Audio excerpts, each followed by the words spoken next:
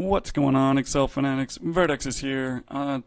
Just finishing up where we left off last time. I was right in the middle of going through the charts recommendations that they did.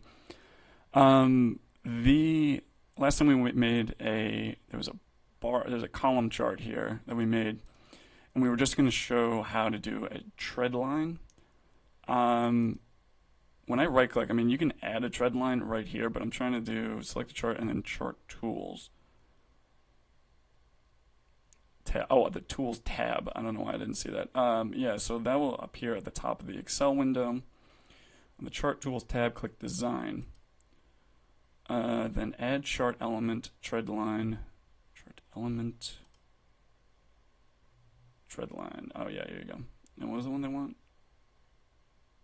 Oof. Linear. There you go.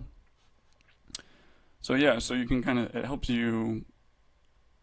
So yeah, like I was saying in the last video, like when you do time series, you really want to use a line chart. But in this situation, because they wanted to add the trend line, this better shows how from 2015 to 2020 how the attendance in this situation has been increasing overall. So that kind of helps make a point when you're using a chart. That's pretty easy. And yeah, like I said, if you want, you can just add a trend line by right-clicking the chart itself. But once this tab up here doesn't appear if you don't have the chart selected. So that's good to know. Pivot tables.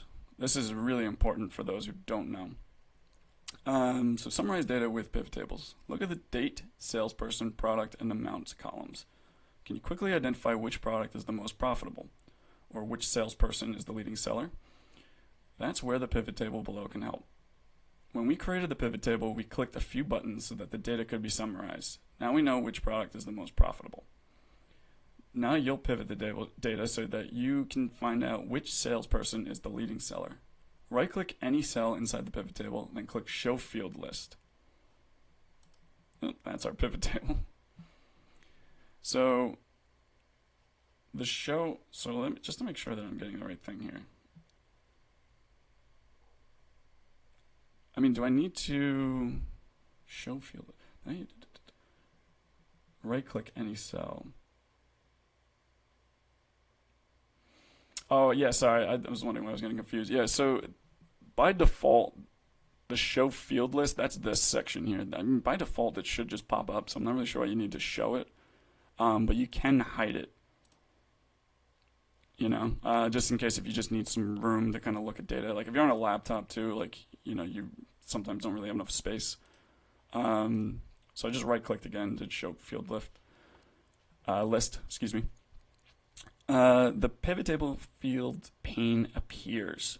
At the bottom of the pane under rows, click product and then remove field. So I can remove this or I can actually just drag it and it goes away. So if I click it again, just kind of by default, I'll go to row, but the way they want me to do it is just remove. At the top of the pane, click the checkbox for salesperson. Now you can see who's the leading salesperson.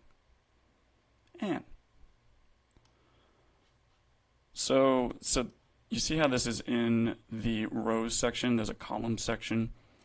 So if we wanted to kind of maybe change this around, it'll go the long way like this.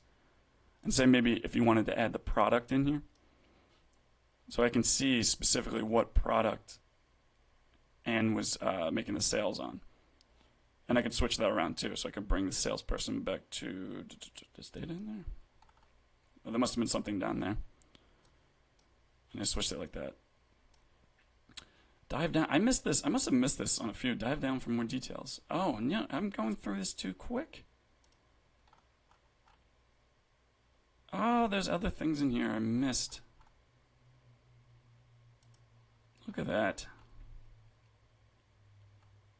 Oh, they got a lot of extra stuff down here too. Alright, I'll dive through this myself and see if it's worth continuing. Otherwise, you guys have the link to look at this yourself as well. Transpose formula, yeah. Yeah, there's a lot of extra stuff I'm missing. Oh, sorry